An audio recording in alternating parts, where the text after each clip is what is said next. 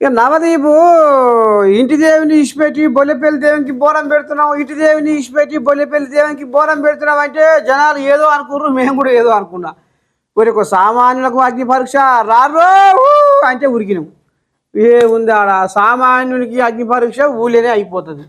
అన్న చూస్తే ఏం లేదు, అల్లం లేదు, బెల్లం లేదు, ఏది లేదు, సొరకాయ పులుసు. ఏంది గందరగోళము, సామాన్యులకు అగ్ని పరీక్ష అని వీళ్ళు చేసిన ఉద్దారకం ఏంది? లోపలనే కథగా అమ్మించుకుర్రు, ఏం చేసుకుర్రో ఎట్లా చేసుకుర్రో ఫోన్లల్లా కథం. ఆఖరికి వస్తారు కల్లా ప్రతిభ ఉన్నోని ప్రోత్సహించలేదు అంతే. మట్టిలో మాణిక్యానికి వాళ్ళు గౌరవం లేదు, అక్కడ గుర్తింపు లేదు. ఒక ప్రతిభ ఉన్నోని వాళ్ళు ఆదరణ మాత్రం చూపించలేదు అనిపించింది నాకు. బిగ్ బాస్ 9లో సెలబ్రిటీస్ వర్సెస్ కామనర్స్ స్టార్ట్ అయింది. సో దీంట్లో 2 హౌసెస్ పెట్టి అంటే ఇంతకు ముందు బిగ్ బాస్ కంటే కూడా ఇప్పుడు డిఫరెంట్స్ గా ట్రై చేశారు కామనర్స్ తో. సో అసలు మీకు బిగ్ బాస్ ఆఫర్ ఎలా వచ్చింది? ఫస్ట్ అంటే మీకు కోరిక ఉండేనా, అంటే బిగ్ బాస్ కి నేను కూడా వెళ్ళాలి అట్లా ఏమన్నా ఉండేనా? అయ్యో కోరిక అంటే ఈ వరుణ్ అని ఓ బచ్చిగాడు ఉండు, ఓకే నువ్వు బిగ్ బాస్ లో పోవాలి తాత, నువ్వు బిగ్ బాస్ లో పోవాలి తాత అని కంకణం కట్టుకుండు. సరేరా బచ్చిగా అని నేను పుసుకున్నా ఒక వీడియో చేసిన. పోయినాక అది ఇక ఆయనే అలా నూకిండు. ఇక వాళ్ళు 15 రోజులకు విలువనంపే ఎట్ట సంగతి ఏంది తాత అని.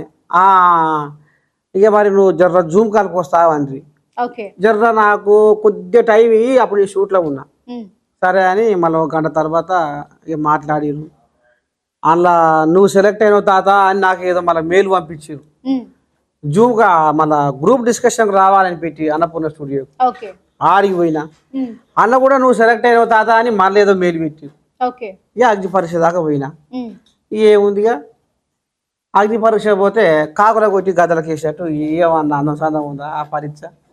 రాశికి రానికి పరీక్ష పెట్టి ఇక నవదీపు చల్లకుండా ఓ నవదీపు మత్తులో నా నువ్వు తోపు, ఓ నవదీపు నీ నక్క జిత్తుల రూపు, ఓ నవదీపు తెలుగు మీద ఓర సూపు, ఓ నవదీపు నీ సూపంత పోరీల వైపు.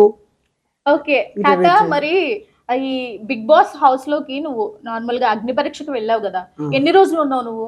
2 రోజులు ఉన్నా. 2 రోజులు ఉన్నావు. 2 రోజులు అంటే వాళ్ళు ఆడిషన్స్ చేసేటప్పుడు 2 రోజులు ఉన్నా. అంటే నిన్ను స్టేజ్ మీదే నువ్వు ఆ రాడ్ పట్టుకుని చిన్నపిల్లోళ్ళ ఊగుతా ఉన్నావు, చూసాం మేము ఆ ప్రోమోలు. సో నువ్వు గంగవ్వ లాగా, పల్లవి ప్రశాంత్ లాగా ముందుకి కామన్ మ్యాన్ గా గెలుస్తామని చెప్పి చాలా మంది హై ఎక్స్పెక్టేషన్స్ పెట్టుకున్నారు. But Bindu Madhavi like comment చేసిన విధానం అన్ఫిట్ ఫర్ బిగ్ బాస్ అని చెప్పేసి అనౌన్స్ చేసేసారు కదా. సో అట్లా ఎలా అనిపించింది మీకు? అంటే ఒక్క దాంతో ఎలా రిజెక్ట్ చేశారు మిమ్మల్ని? ఇప్పుడు ఆ బిందు మాధవికి సామాన్యుల మీద అసలు ఒక అవగాహన లేదు, ఒక లోక జ్ఞానం లేదు, అసలు ఏ మాత్రం కూడా సామాన్యుల గురించి ఆమెకు పరిజ్ఞానం లేదు. ఇప్పుడు నువ్వు పోయి ఆ రూపు పట్టుకొని వేలాడు ఉయ్యాలు అంటే ఊగినా, అందుకున్నా, ఎగిరినా, అంతేనా కాదా? మరి తాత నువ్వు బిగ్ బాస్ హౌస్ లో ఒదుగుతావో లేదో తాత, నాకు డౌట్ ఫుల్గా ఉంది అని నువ్వు ఎట్లా అంటావు? నాకు నువ్వు ఏం అవకాశం ఇచ్చినావు? నువ్వు ఎగిరి అందుకొని ఏలాడబడడం అంటే ఏలాడబట్టి, ఏలాడబడకుండా మాట్లాడమంటే మాట్లాడి, ఇంకా నీకేం కావాలి? నువ్వు ఏడ నాకు అవకాశం ఇచ్చినావు? కథం వల్లనేమో కుర్చీ అడుగుతుంది, దునపోదు కాక నాగరికి పోకపోతే ఇక కూర్చురా, అది మళ్ళీ ఇది కూర్చురా, అది కోనరా వాయరా అన్నట్టుగా నువ్వు నన్ను ఏడ కూర్చో అడిగిరు? మీరు ఏం అడిగిర్రు? ఇప్పుడు నర్సయ్య తాత ఇంకా నీలో ఇంకేముంది, ఇంకెన్ని కళలు ఉన్నాయి, నీ కళలు మొత్తం బయట పెడు తాత అంటే నా కళలని బయట పెట్టు.